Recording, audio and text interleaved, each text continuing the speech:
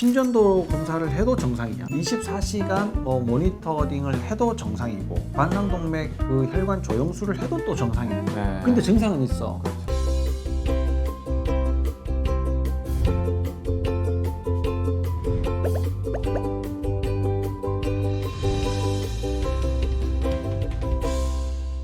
안녕하십니까. 아프지 마쇼의 닥터 존스 김준영입니다. 안녕하십니까. 아프지 마쇼의 닥터 존스 조준호입니다. 네.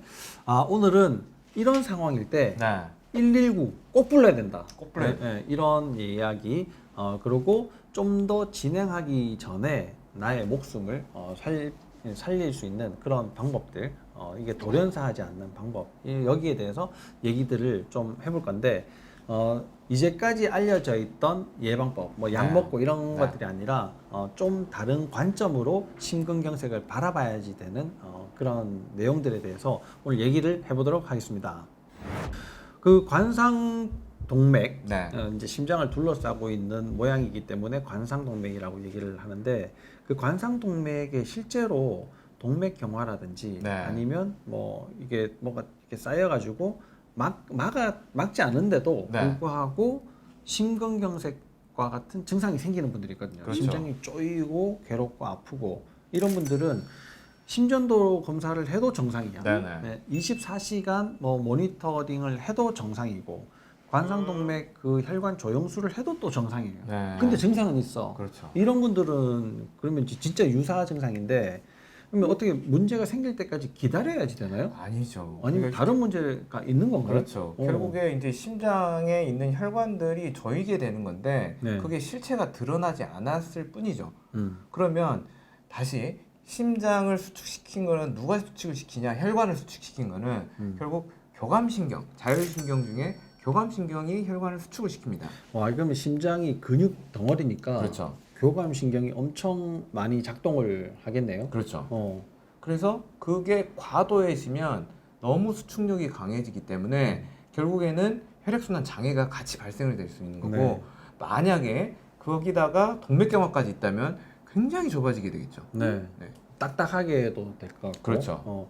근데 심장은 특이하게도 교감신경과 부교감신경이 같이 네. 작동을 하는 곳이거든요. 네네. 그래서 얘들이 이제 자율신경계 검사를 한다 그러면 심박 변이도를 가지고 이제 네네. 검사를 한단 말이에요. 그걸 이제 HRV라고 하는데, 네네. 하트 레이트 벨로시티를 이제 검사를 하는 건데, 그 교감신경과 부교감신경에 문제가 이제 생긴 거랑 이제 또 그렇죠. 얘기를 또 풀어가 볼 수가 있겠네요. 네네. 일단 우리가 교감신경을 뭐 따로 조율을 할 수도 없고 네. 부교감신경을 따로 조율을 할 수는 없거든요. 네. 만약에 따로 조율을 한다고 쳐도 그런 것들이 결국에 합쳐져 가지고 핵으로 가게 됩니다. 네. 핵으로 가서 현재 이 사람에 맞는 환경들을 알아서 조율하고 있는 게 항상성이겠죠. 네. 그러면 결국 자율신경의 핵의 위치가 굉장히 중요한데 그 자율신경의 핵이 뇌 간에 있죠. 있다. 근데 뇌 간은 경추 위에 있기 때문에 결국 경추의 자세, 목의 자세가 우리 몸의 자율신경, 특히 교감과 부교감의 균형도에 굉장히 중요한 요소가 되겠습니다. 이 처음에는 무슨 말인가 하셨던 네. 분들이 뇌간은 경추 위에 있다. 이 멘트는 네. 다 외우셨을 것 같아요. 이제는. 그러니까요. 그러니까 뇌간이 매우 중요한데 그게 경추의 문제랑 관련이 돼 있으니까 이게 또 심장과도 네. 관련이 된다. 네. 와. 그러니까 엄청 잘 관리를 이제 해야지 되겠네요. 네, 그죠? 맞습니다. 음식도 조심해야지 되겠고, 네. 여기 이제 잘 생길 수 있는 시간도 좀 피해야지 되겠고. 네, 네.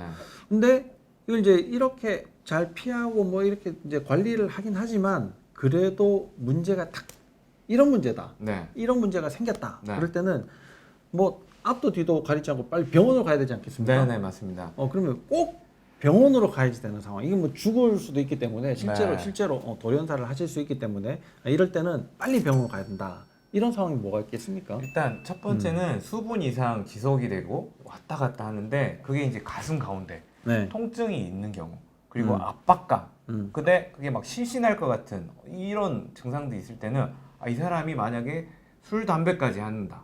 그리고 만성적인 고혈압이나 당뇨가 있었다.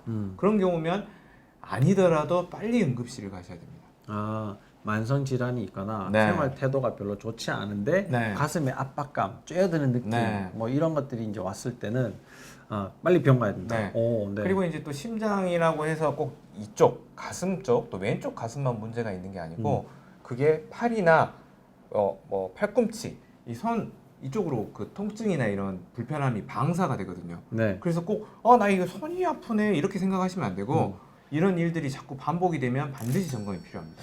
그렇죠. 이게 보통 이제 심근경색이 있으면 목, 네. 어깨가 아플 때 꼭 네. 이제 확인을 해봐야 된다 이렇게 얘기는 하지만 또 연색이 있으시고 네, 네. 심장의 아랫 부분에 문제가 있으면 네. 소화가 안 되는 듯한 이런 맞습니다. 느낌으로도 이제 또 메스껍다고. 네. 오거든요. 그러니까 이게 나 소화가 요즘 너무 안 돼, 불편해. 음. 근데 가슴도 약간 좀 뭐 이상한 것 같아. 그러면 또 병원으로 네. 빨리 가보셔야지 될 것 같네요. 그리고 이제 하나 포인트가 네. 이게 정확히 맞지는 않지만 그래도 꼭 중요한 게 좀 정서적으로 좀 흥분을 하거나 네. 운동을 해가지고 내가 좀 흥분 상태에 있을 때 이런 증상이 더 도드라지게 나타난다면 더욱더 가능성이 높기 때문에 반드시 확인을 해봐야 됩니다. 네. 그리고 뭐 이게 그런 정도만 조심을 하면 되는지 좀 더 뭐 몇 가지 경우가 좀 더 있을까요? 이게 왜냐하면 이제 심장에서 피를 보내야 되잖아요. 네네. 근데 우리가 보통 앉아 있거나 서 있는데 심장이 짜줘야지 되는 상황에 머리로 잘 안 갈 때, 네. 뭐 위쪽으로는 잘 가지 않겠습니까? 네네. 잘 가는데 위쪽으로 잘 안 갈 때, 이게 뭐 머리가 좀 이렇게 텅 빈 느낌이랑 같이 돼 있을 때, 그렇죠. 아니면 어지럽거나. 어지럽거나 진짜 실신하거나. 실제로 쓰러지거나 네. 뭐 땀이 나거나 뭐 이런 경우가 또 동반이 되면 네네. 또 병원으로 좀 빨리 가보셔야지 될 것 같네요. 또 심장이 막 빨리 뛰거나 불규칙하게 뛸 때도 그렇죠. 불규칙하게 뛰면 뭐 꼭 심근경색이 아니어도 실신할 수가 있거든요. 네. 근데 여기에 심근경색의 문제가 같이 겹쳐져 있다. 그러면 돌연사로 이어질 수 있기 때문에 빨리 심장이 좀 이상하게 뛴다. 이러면 빨리 병원으로 가봐야 된다. 네. 이게 심장이라는 게 사실 굉장히 또 중요한 부위이지 않습니까? 네. 특히 CEO들이 가장 조심해야지 될 질환이 세 가지가 있거든요. 네. 제일 첫 번째가 심근경색이에요. 네. 심장의 문제입니다. 이건 실제로 이제 바로 돌연사를 해버릴 수 있기 때문에 이제 문제가 되고, 두 번째는 뇌혈관의 문제예요. 예를 들어서 뭐 이렇게 뇌경색, 그건 이제 피가 막혀서 못 가는 거죠.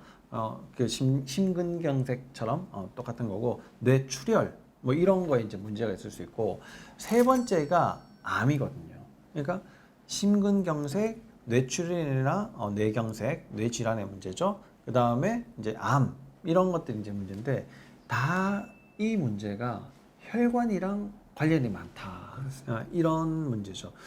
그러면 혈관의 문제를 조금 더 우리가 관심을 갖고 해결하려고 하는 노력들 자체가 나의 심장을 좀 안전하게 보호할 수 있고 내 건강을 지킬 수 있다. 이런 얘기가 되겠네요.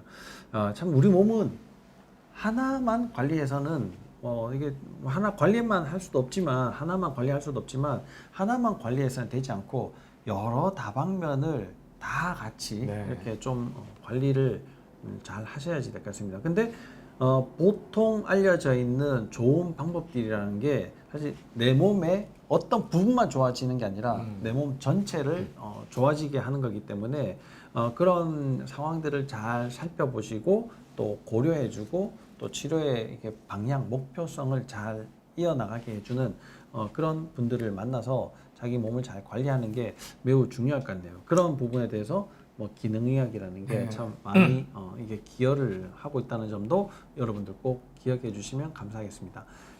심근경색 굉장히 무서운 질환이고 또 요즘 같은 겨울철에 또 잘 생길 수가 있습니다.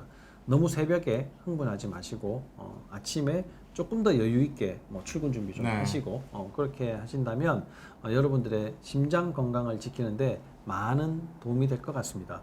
오늘의 이 영상이 도움이 되셨고 재미있으셨다면 좋아요, 구독 꾹 눌러주세요.